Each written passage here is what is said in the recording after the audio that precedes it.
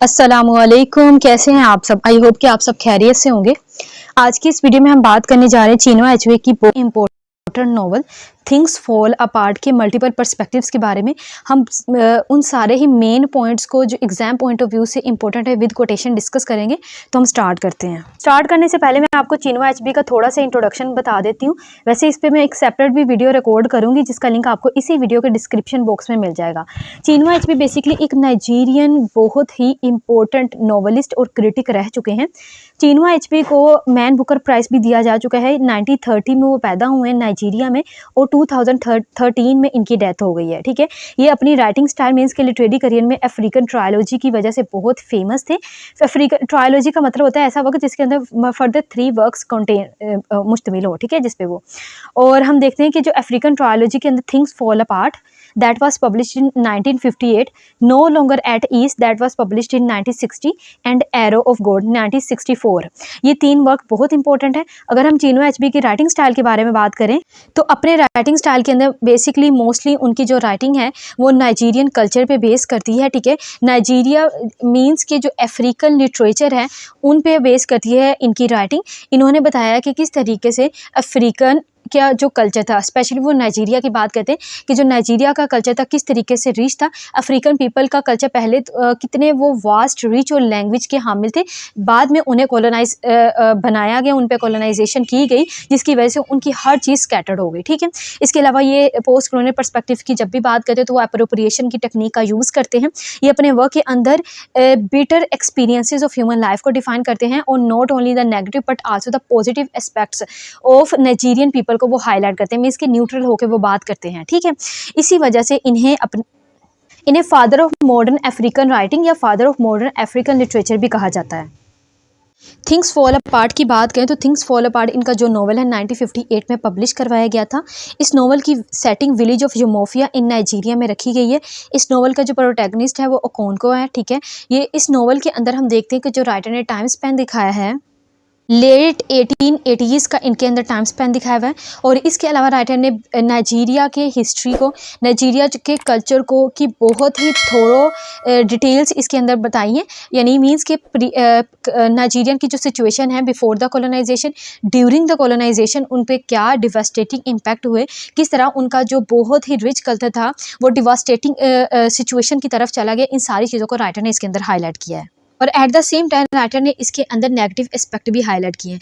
एक इंपॉर्टेंट बात मैं आपको बता दूं कि जो थिंग्स फॉल अपार्ट है इसके अंदर राइटर ने एक बहुत ही हार्श पंच दिया है to those previously written novels को या उन प्रीवियसली रिटन लिटरेरी पीसेस को जिसके अंदर ब्लैक पीपल्स के लिए नेगेटिविटी शो की गई थी। मीन्स कि इसके अंदर जो राइटर ने हार्ट ऑफ डार्कनेस की को जवाब दिया है कि हार्ट ऑफ डार्कनेस के अंदर किस तरह बात की गई कि जो ब्लैक पीपल है वो ब्लैक जो अफ्रीकन पीपल है वो सिविलाइज्ड नहीं है तो हम उन्हें सिविलाइज करने के लिए आए। लेकिन यहाँ पे राइटर ने उनका जवाब दिया और बताया कि जो अफ्रीकन पीपल है उनके वो सिविलाइज्ड थे, उनके पास अपना रिच कल्चर था, उनके पास इतनी कम्पिटिटिव गेम्स लाइक रेसलिंग जैसी गेम्स थी, उनका जो कल्चर सिस्टम था, जस्टिस सिस्टम था, इतना हाई था कि सारी कम्युनिटी मिलकर लोगों की जस्टिस की बात करती थी। यहाँ पे जो लैंग्वेज थी वो इतनी रिच थी। ये सब कुछ राइटर ने हाईलाइट किया है और at the same time writer ने इसके नेगेटिव एस्पेक्ट्स को भी हाईलाइट किया है।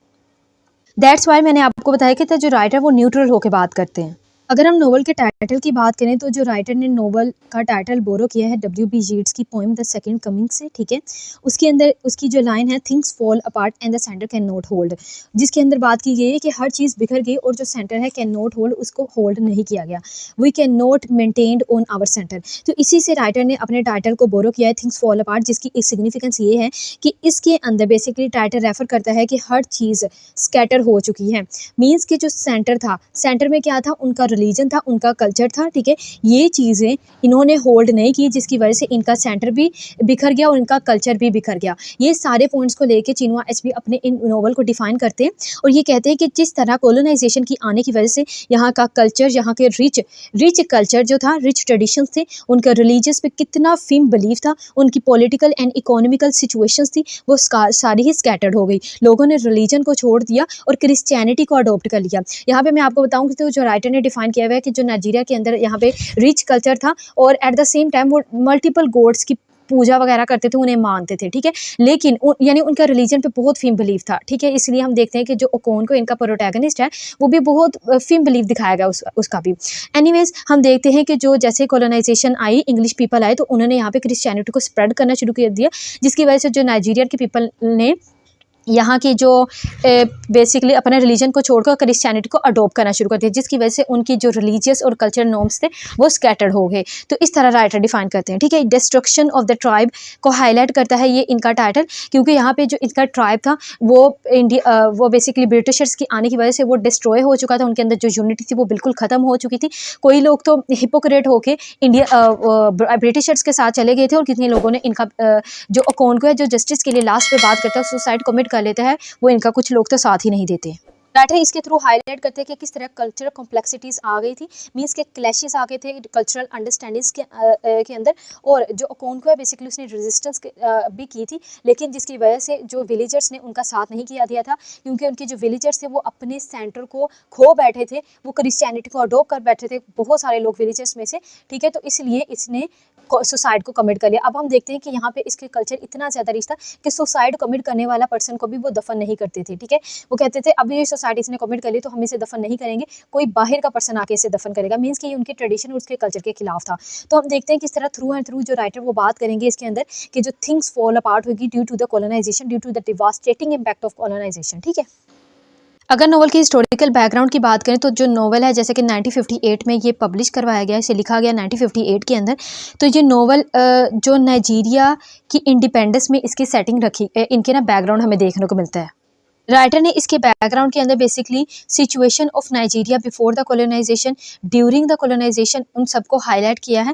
और मैं आपको बता दूं कि जो नाइजीरिया 1960 में आज़ाद हो गया था, इंडिपेंडेंस उन्होंने हासिल कर ली थी। तो जो राइटर का बेसिक बैकग्राउंड रखने का पर्पस यही है कि वो दिखा सके कि जो रियल सिचुएशन है before the colonization and during the colonization वो क्या थी, किस तरीके से नाइजीरियन के पीपल को उनके रिच कल्चर को डिवास्टेटिंग सिचुएशंस की तरफ ले जाया गया, और किस तरह हम अच्छे खासे थे। वो बताते हैं कि हमारे पास सब कुछ था, लेकिन फिर भी on the name of religion, on the name of culture हमको हमें दोबारा बैक लग जाया गया, मींस कि हमें दोबारा उसी रास्ते पे ले जाया गया जिस पे हम नहीं थे। मींस कि राइटर का पर्पस ये है कि वो बताते हैं कि किस तरीके से इन्होंने हमारी साइकोलॉजी पे इफेक्ट किया, और हमें ये दुनिया के सामने ये जाहिर कर दिया कि हम ना ब्लैक पीपल, हमारे पास सिविलाइजेशन नहीं है। हालांकि वो बताते हैं इस पूरे नॉवल के अंदर प्रोवर्ब्स का यूज़ करते हैं, और बाय यूजिंग दिस प्रोवर्ब्स बहुत ज़्यादा रिच प्रोवर्ब्स का यूज़ करते हैं, हम उसे यूज़ ऑफ लैंग्वेज में पढ़ेंगे।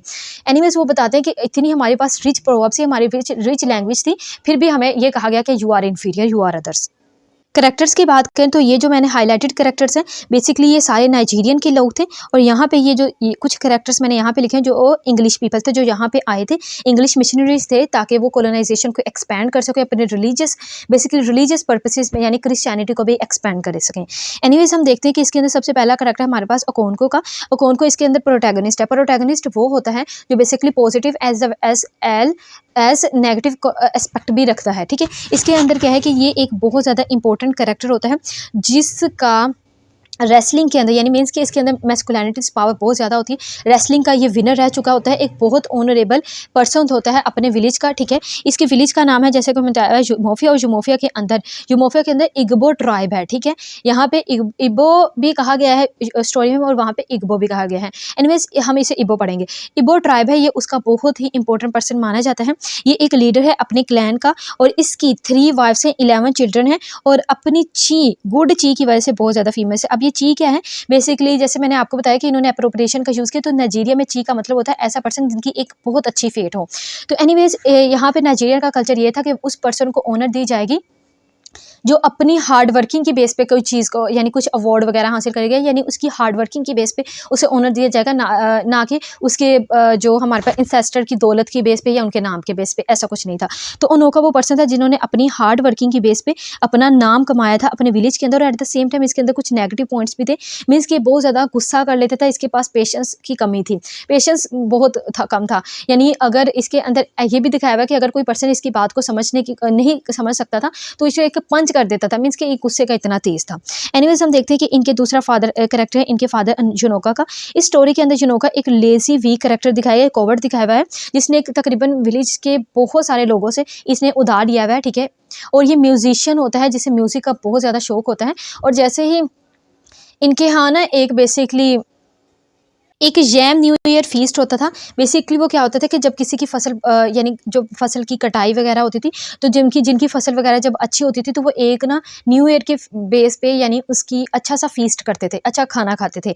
तो उसके अंदर भी ये जो जुनोका है, उसके अंदर भी ये म्यूज़िक वगैरह गाता था और इसे बहुत ज़्यादा पसंद करता था। एनीवेज़ इनकी जो पर्सनैलिटी थी, मैंने आपको बताया कि जो इनका विलेज है उसको किसी पर्सन की हार्ड वर्किंग की बेस पे ओनर दिया जाता था, जिसकी वजह से ये जो पर्सन है इसे ओनर नहीं दिया जाता था, क्योंकि ये कोई हार्ड वर्किंग नहीं की, इसने बहुत ज़्यादा कम काम किया था, जिसकी वजह से इसके फैमिली को और इसके सन को बहुत ज़्यादा सफ़र करना पड़ा था। अब ये जो ओनोको है अपने फादर को पसंद नहीं करता, ठीक है, क्योंकि ये कहता है ये पसंद नहीं करता क्योंकि ये अपना नाम कमाना चाहता है, जबकि इनके फादर का कोई नाम नहीं था, इसलिए बहुत ज़्यादा हार्ड वर्किंग करता है और अपना एक नाम कमाता है। हम थोड़ी सी ब्रीफ थी पॉइंट्स देखेंगे। एंड देन इसका सन है नोवोए। ये भी अपने ग्रैंडफादर की तरह लेजी और सेंसिटिव होता है, लेकिन अब इसके बारे में क्या है कि ये जो नोवो है ना, ये अपने रिलीजियस को छोड़ के दूसरा यानी क्रिश्चियनिटी को अडॉप्ट कर लेते हैं, जो बहुत ज़्यादा तकलीफ का सबब बनता है। और इवन कि ये जो अनोको है एट सम एक्सटेंड अपने ना इसे किलिंग की तरफ भी ले जाता है, ठीक है, मीन्स कि इसे मार देता है। ये इस तरह को स्टोरी में दिखाया हुआ है। एंड देन यहाँ पे इकी मिफूना का कैरेक्टर है। इकी मिफूना बेसिकली एक 15 ईयर्स बॉय होता है जो 3 साल तक अनोको के साथ ओकोनको के साथ बेसिकली ये रहता है। अब क्या होता है कि यहाँ पे एक थोड़ी सी सिचुएशन ऐसी हो जाती है कि ये जो है ना इकी मिफूना को बेसिकली क्या होता है कि एक यूमोफिया के नेबर में एक क्लैन होता है, ठीक है, उस क्लैन के एक पर्सन ने यूमोफिया के एक पर्सन को मार दिया होता है, ठीक है। अब एक बेसिकली लेडी को मारा होता है।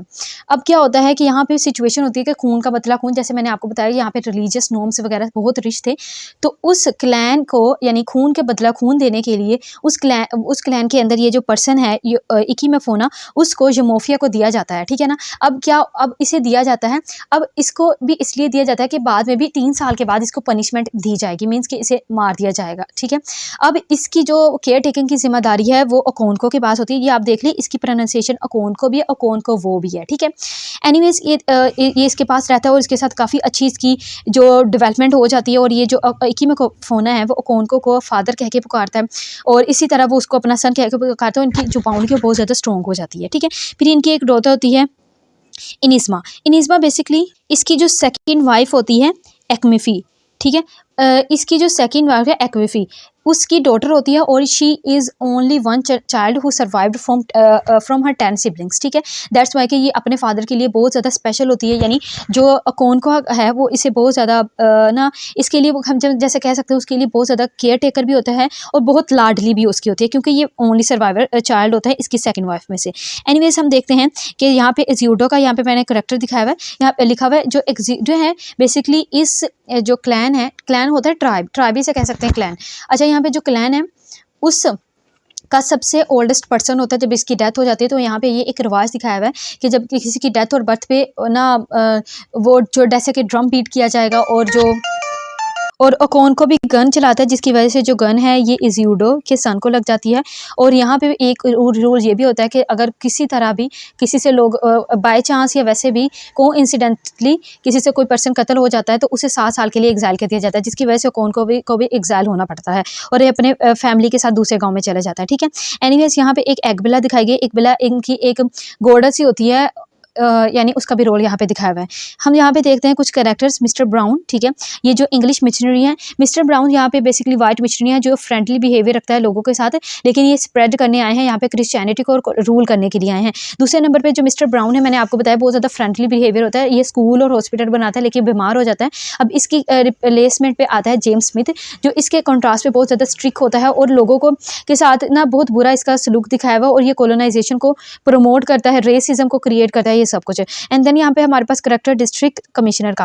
ये जो district commissioner basically British government in Umuofia का हेड होता है और ये एक बुक लिख रहा है, ठीक है, ये आपने याद रखना है। उस बुक का नाम मैं यहाँ पे मेंशन कर देती हूँ, the pacification of the primitive tribes of the lower Niger. ये एक बुक लिख रहा है जो हमें देखने को मिलती है कि जैसे नोवेल का राष्ट्र हो जाता है, ओकोनको की सुसाइड होती है, ठीक है, तो उस वक्त इस बुक को वो देखता है, वो बताता है कि मैंने ये बुक लिखी है, इसमें नाइजीरियन के पीपल को ये सब कुछ हाईलाइट करता है, ठीक है।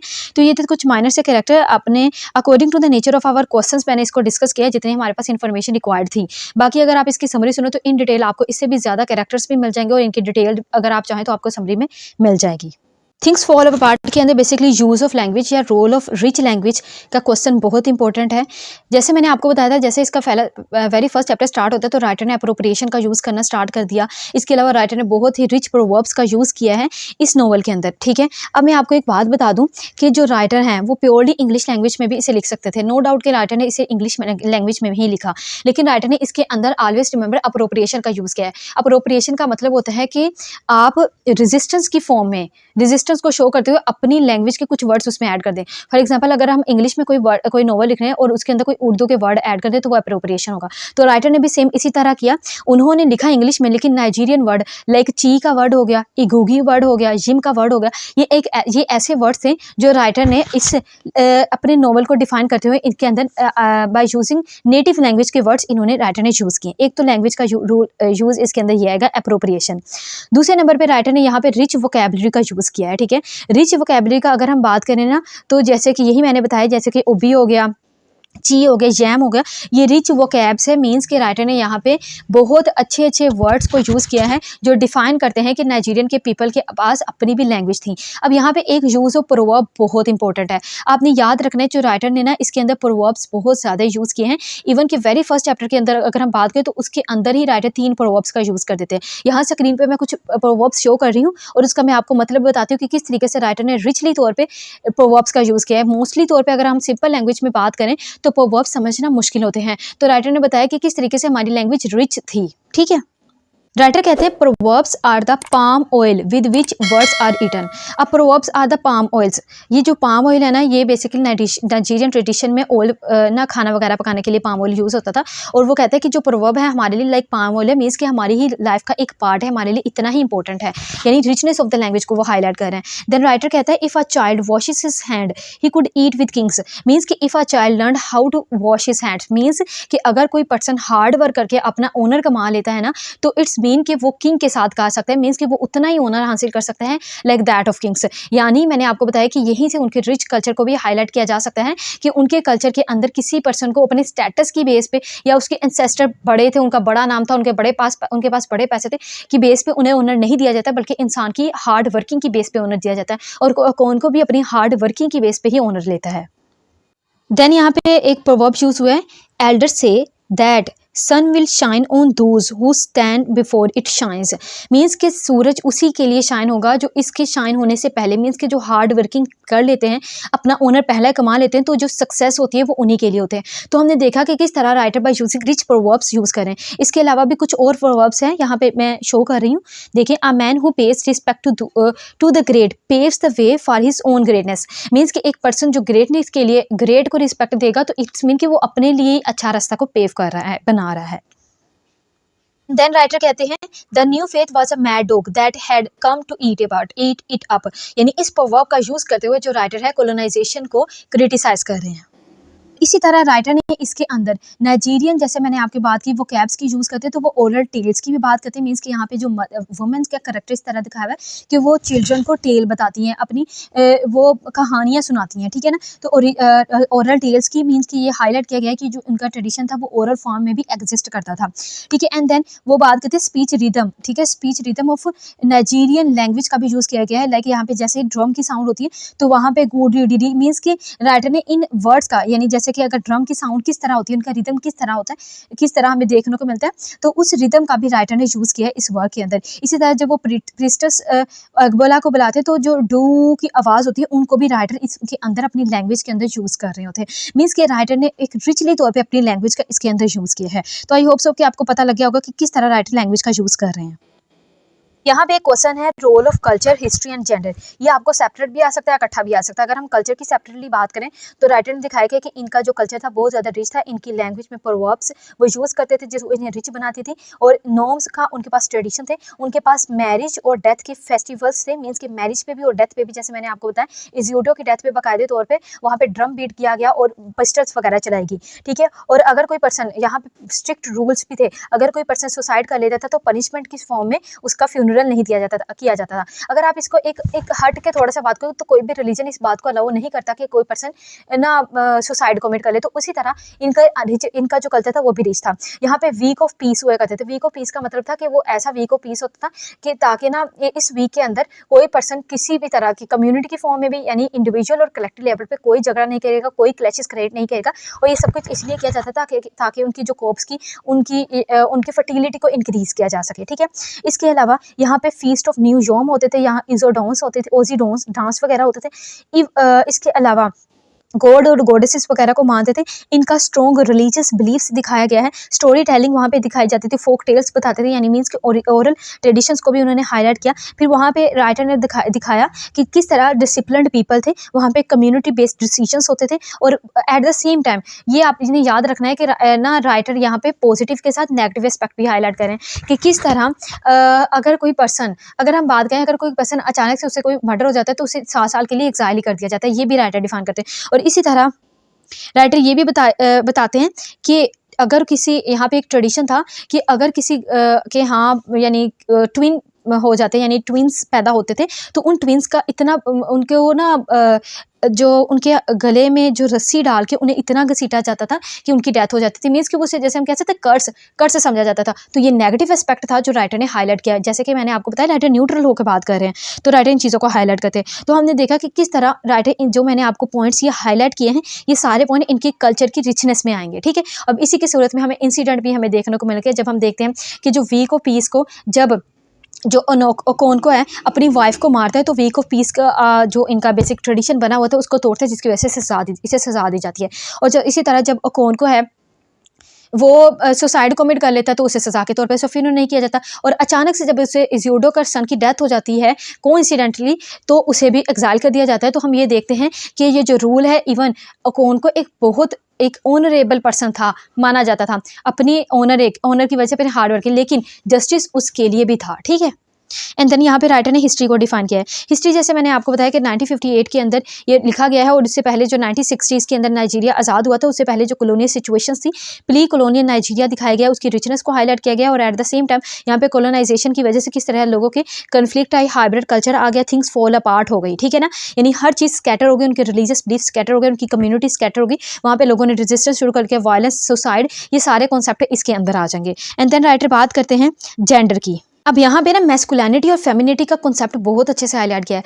लाइक अगर हम वेरी फर्स्ट चैप्टर के अंदर देखें ना, तो वहाँ पे रेसलिंग की बात हो रही है, और जो ओकोनको है ना वो अपनी मैस्कुलिनिटी पे बहुत प्राउड फील करता है। ठीक है, वो इस बात को ना बहुत प्रिटेंशियसली कॉन्शियसली बेसिकली वो लेता है कि ना वो कोई ऐसा काम ना कर सके जो मैस्कुलिनिटी को शो करे, वो बहुत ज़्यादा मैस्कुलिन होकर चलता है। ठीक है, और इसके अलावा वो एक्सेसिव मैस्कुलिनिटी ना शो करता है, लाइक वो बहुत ज़्यादा ब्रेव और रेसलिंग वगैरह करता है। ठीक है ना, और इसके अलावा रिस्पेक्ट, इसी मैस्कुलिनिटी की वजह से वो रिस्पेक्ट फॉर वुमेन नहीं करता। Lack of respect for women in the character Okonkwo दिखाई हुई है, जिसकी वजह से हम देखते हैं कि जेंडर बेस यहाँ पे डिस्क्रिमिनेशन क्रिएट हो रही है। यहाँ पे फेमिनिज्म का भी एक कॉन्सेप्ट आएगा जो हम इसके अंदर देखते हैं, तो आपके सारे पॉइंट्स उसमें क्लियर हो जाएंगे।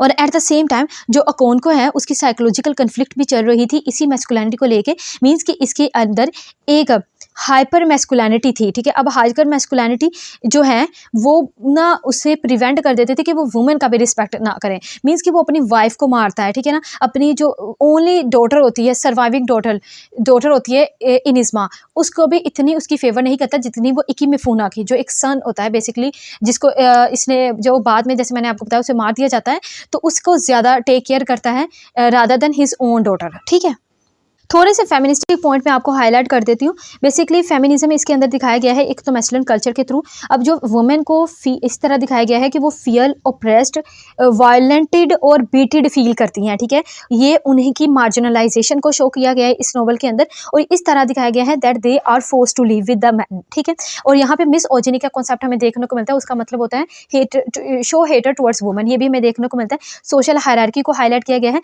अब जैसे मैंने आपको बताया कि जो ओकोनको थी ना, उनका जैम बहुत अच्छा था। जैम का मतलब क्या था, यानी फसल।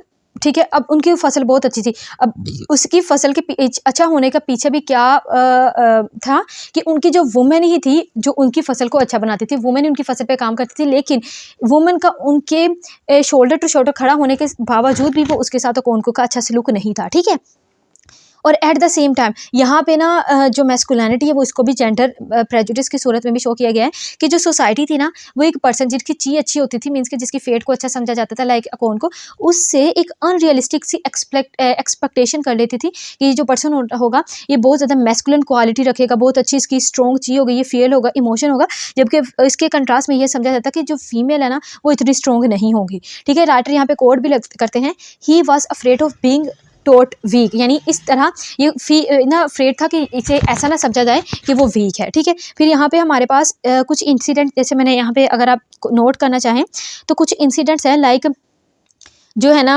वो ना अपना ना नवोए यानी अपनी सेकंड वाइफ के साथ ना अपने जो रिलेशन को डिस्ट्रॉय कर लेता है। यहाँ पे ना वो ये समझता है कि इसकी वाइफ ने ना इसके जो बनाना के ट्री को कट कर दिया, जिसकी वजह से वो उसे शूट कर देता है, लेकिन हकीकत में ऐसा नहीं होता, वो सिर्फ उसके एक लीव को कट करती है। ठीक है, दूसरे नंबर पे वो अपनी वाइफ को मारता है, वीक ऑफ पीस के जो वहाँ पे ट्रेडिशन था उसको ब्रेक करता है।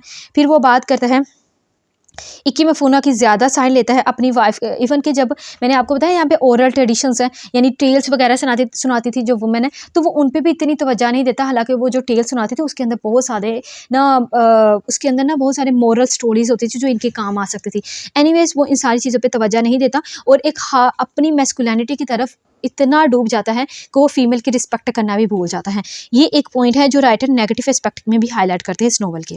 अब इसका मैं थीम की बात करती हूँ, ऑलमोस्ट सारे ही ना पर्सपेक्टिव क्लियर हो गए हैं। थीम्स जैसे देखें, जितने भी मैंने पर्सपेक्टिव बताए वो सारे इसके थीम्स में आएंगे। लाइक इसके अंदर rich culture and tradition of Nigerian people आएगा। ठीक है, दूसरे नंबर पे यहाँ पे थीम ऑफ कॉलोनाइजेशन आएगा। अब मैंने आपको प्रीवियस वीडियो में एक बात बताई थी कि जब भी हमारे पास कॉलोनाइजेशन होता है ना उसके साथ कुछ नेगेटिव थीम्स हम कह सकते हैं वो इन्वॉल्व जरूर होते हैं। लाइक वहाँ पे ऑपरेशन होता है, मार्जिनलाइजेशन होती है, अदरनेस होते हैं, वहाँ पे आइडेंटिटी क्राइसिस होते हैं, आइडेंटिटी कन्फ्लिक्ट्स हो सकती हैं। ठीक है, ये ऐसे कॉन्सेप्ट होते हैं जो जहाँ भी हम कॉलोनियलिज्म देखें वहाँ पे ये कॉन्सेप्ट यानी ये सारे थीम्स हमें मिलते हैं। इसी तरह हमें यहाँ पे कल्चरल क्लैशेस भी मिलेंगे, पॉलिटिकल क्लैशेस में मिलेंगे, रेजिस्टेंस भी देखने को मिलेगी। लाइक जो ओकोन को है वो रेजिस्टेंस शो करता है लास्ट पे कि वो ना रेजिस्टेंस शो करता है और कुछ इंग्लिश मैन को मार देता है और वो ये कहता है कि हमने ना जस्टिस लेके छोड़ना, हमने हमारे ट्रेडिशन को वापस करो, यानी हमारे जो मोफिया है, ठीक है, जो मोफिया है बेसिकली हमारे क्लैन को, हमारे कल्चर को वो ना उसके लिए रेजिस्ट करता है, लेकिन कुछ इसके अपने ही लोग इसे धोखा दे देते हैं क्योंकि वो क्रिश्चियनिटी की तरफ चले जाते हैं। एनीवे से फिर ये सुसाइड कर लेता है और रेजिस्टेंस में सुसाइड करता है। फिर रेजिस्टेंस का थीम हमें देखने को मिलता है violence, suicide, transformation of religion का थीम बहुत इंपॉर्टेंट है इसके अंदर आपने ये याद रखना है, रिच कल्चर का थीम इंपॉर्टेंट है, वायलेंस का थीम इंपॉर्टेंट है, कॉलोनियलिज्म का। यहाँ पे बेट्रेयल का थीम को हाईलाइट किया गया है, चॉइसेस एंड कॉन्सिक्वेंसेस को हाईलाइट किया गया है, फिर एलियनेशन एंड आइसोलेशन है, गुड एंड इवल का थीम है, कल्चरल क्लैशेस है, ठीक है, चेंज एंड ट्रांसफॉर्मेशन है। ये कुछ बेसिक थीम्स है। तो इसके अलावा हमारे पास फेमिनिज्म का थीम भी हमें देखने को मिलता है, इन्फीरियोरिटी का थीम हमें देखने को मिलता है। तो ये कुछ बेसिक थीम्स है जो हमें देखने को मिलते हैं। इसके अलावा रोल ऑफ लैंग्वेज यानी थीम ऑफ लैंग्वेज भी इंपॉर्टेंट है। अब हम बात करते हैं कुछ कोटेशन की। सबसे पहले कोटेशन है Okonkwo had committed a grave offence against the earth goddess, means के जब उसने वीक ऑफ पीस को ना वायलेट किया था तो ये उसके बाद उसमें आएगी। मैं आपको इसकी बेसिक इंपॉर्टेंट कोटेशंस की बताती हूँ। सबसे पहले कोटेशन है जो आपने हर क्वेश्चन के अंदर लास्ट में पुट करनी है, जिसके अंदर थिंग्स फॉल अपार्ट, मींस के ओवरऑल यहाँ पे थिंग्स फॉल अपार्ट का ही इसका करक्स है। तो उसके अंदर आपने ये कोटेशन जरूर ऐड करनी है। The white man are very clever, ठीक है, he has put a knife on the things that held us together and we have fallen apart. ये कोटेशन बहुत इंपॉर्टेंट है, you should note down this, you must note down this quotation in your every question related to things fall apart, यानी जिस भी paragraph में आप add करो। ठीक है, एनीवेज वो यहाँ पे ना उसके ना ट्रेडिशन को हाईलाइट करिए। ये quotation, the drums were the heart of tribes life है, यानी जब ड्रम, जैसे मैंने आपको बताया कि यहाँ पे बर्थ और डेथ के ना कुछ फेस्टिवल्स होते थे तो उसकी बात हो रही है। यहाँ पे कम्युनिटी ऑफ द क्लैन की बात की गई है। The clan was a large family and every member had a role to play, ठीक है, हर कोई अपना रोल प्ले करता था। अकोनको की पर्सनालिटी के बारे में कोटेशन है, Okonkwo's anger was like a wild beast that he could not control, ठीक है। एंड देन यहाँ पे कॉलोनियलिज्म बेस्ड कोटेशन है, the British were not interested in understanding our custom and ways. फिर किस तरह उन्होंने क्रिश्चियनिटी को स्प्रेड किया, तो उसके बारे में कोटेशन है, the new religion is like a knife cutting away the things that held the people together. Means कि एक नाइफ की तरह थी जिसने उन्हीं चीज़ों पे को कट किया जो हमारा सेंटर थी, जिसकी वजह से वो सारी चीज़ें पार्ट हो गई, मीन्स कि हमारे रिलीजन को, हमारे कल्चर को। ठीक है, तो that's all for today's video lecture. तो वीडियो थोड़ी सी लंबी हो गई, but I have tried my level best to cover all the perspectives. I hope so कि ये वीडियो आपको पसंद आई होगी। इंशाल्लाह नेक्स्ट वीडियो में हम इसकी कंपैरेटिव स्टडी करेंगे। तो आपकी जो कमेंट बॉक्स में ये ना, आपने क्या करना है कि आपने इस वीडियो को एक शेयर ज़रूर देना है अपने किसी फ्रेंड के साथ, अपने किसी कोलीग के साथ जिसको इसकी ज़रूरत है। मेक श्योर करें कि प्लीज़ आपने एक शेयर ज़रूर करना है। आपके शेयर रियली मैटर्स करता है हमारे लिए। अपना बहुत सारे ख्याल रखिएगा, दुआ में याद रखिएगा। अल्लाह हाफिज़।